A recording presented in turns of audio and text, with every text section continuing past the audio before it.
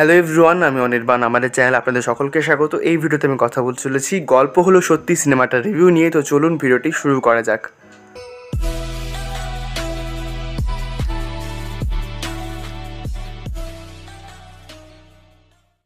তো গল্প হলো সত্যি, যেটা একটি বাংলা হরর মুভি এবং ডিরেক্ট করেছেন বিরসা দাশগুপ্ত, আর মুখ্য চরিত্রে রয়েছেন সোহম আর মিমি।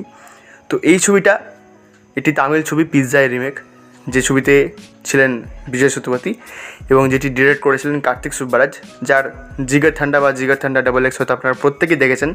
তো সেই ছবিটা কার্তিক সুব্বারাজের ডেবিউ মুভি ছিল। তার আগে তিনি শর্ট ফিল্ম তৈরি করতেন এবং বিজয় সেতুপতিও সেই ছবির মাধ্যমেই লিড অ্যাক্টরের রোল করেছিলেন।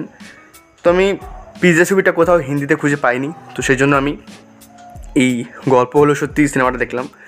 এবং সিনেমাটা যেভাবে স্টার্ট হয়েছিল, আমি দেখেই আমার কিছু একটা সন্দেহ ছিল যে এই সিনেমায় যেরকম সিনেমাটোগ্রাফি বা যেরকম কালার গ্রেডিং দেখতে পাচ্ছি, হতে পারে যে অরিজিনাল ছবির ফ্রেম টু ফ্রেম এটা রিমেক।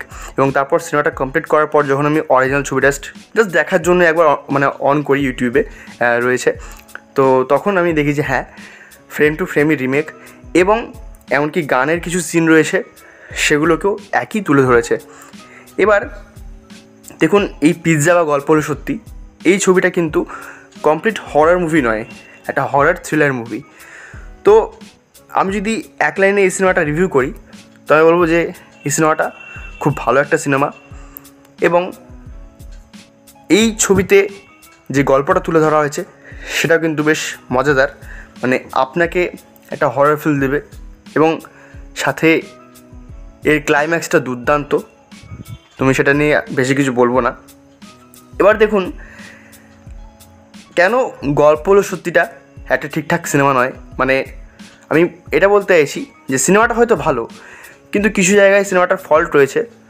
যেমন ধরুন, আমি অরিজিনাল ছবিটা না দেখেই বলছি, এখানে গল্পের যে ক্যারেক্টাররা রয়েছে তাদের মধ্যে ডেপথ খুব কম এবং সিনগুলো খুব ফাস্ট এগোয়, খুব তাড়াতাড়ি এগোয় এবং তাড়াতাড়ি এগিয়ে গিয়ে মূল গল্পে ঢুকে যায়। তার ফলে কী হয় যে চরিত্রগুলোর যে বন্ধন এবং ডায়লগগুলো খুব কম, মোমেন্টসগুলো কম ক্রিয়েট হয়। আর গানগুলো যেগুলো আছে, একটা সেই পিয়া বিনা গান যেটা রয়েছে, সেই গানটা তো খুব আমার পছন্দের। এবং এখানে রিংটোনে একটা গান বাজে, আয় আয় আয় বলে, সেটা খুব একটা ভয়ের গান, শুনতে একটা বেশ স্পাইন চিলিং ভাব আসে। এবং অরিজিনাল সিনেমাটাকে সম্মান দিয়ে এখানে যেভাবে তৈরি করা হয়েছে বাংলাটা, সেটাও বেশ ভালো। কিন্তু সোহমকে কিছু জায়গায় মনে হচ্ছিলো সে ওভার অ্যাক্টিং করে ফেলছে।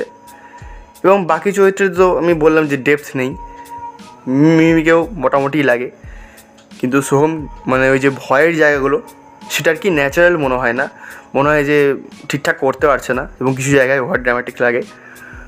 তো সেক্ষেত্রে গল্প হলো সত্যি সিনেমাটা মোটামুটি হয়েছে ওই দিক থেকে, এই ফল্টগুলোর জন্য। কিন্তু এর যে গল্পটা, এর যে মেন গল্প যেটা, পিৎজার গল্প যেটা, সেটা বেশ ভালো এবং সেই জন্যই আমার সিনেমাটা সলিড লেগেছে। এবং এই সিনেমাটা হইচইয়ে অ্যাভেলেবেল রয়েছে, আপনারা সেখানে দেখে নিতে পারেন। বাকি এইসব ডিপার্টমেন্টে সিনেমাটা ভালো নয়। তো এই ছিল আমার রিভিউ।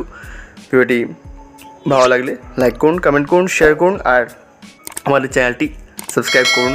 ধন্যবাদ।